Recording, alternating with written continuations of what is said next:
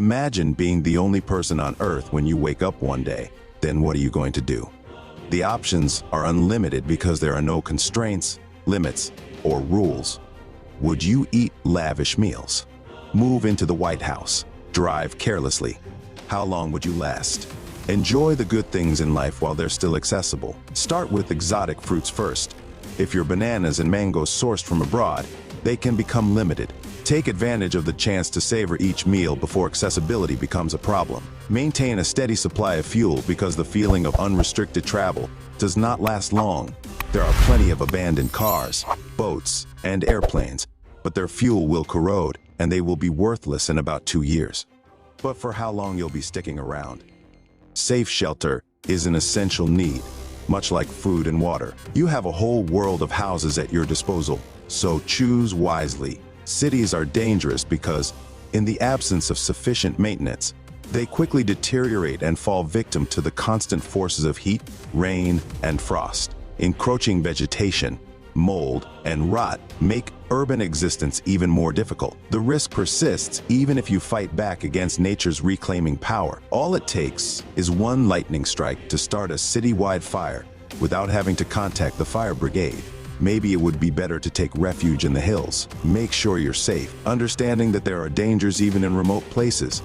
Keep an eye out for bears, feral cats, and wild canines. But just for as long as you can breathe, think about the greater danger. In the world, there are more than 400 nuclear power facilities. Furthermore, there would be meltdowns worldwide as soon as their automated safety mechanisms started to malfunction without human supervision, making large areas of the world completely uninhabitable. Your best option for food would be the city. You could live for decades on the canned and frozen food found in supermarkets. On the other, in the country, without adequate care or defense against predators, crops and livestock would begin to decline. However, if being natural is more your thing, you'd have to revert to using a bow or spear for hunting, because ammo would become scarcer and more difficult to obtain. Perhaps you could plant a little vegetable garden of your own, although this has the disadvantage of using up precious water resources. The key to survival is getting water. Without other people, there is no electricity, which causes water treatment and pumping stations to go down. Reservoir freshwater would soon lose its freshness.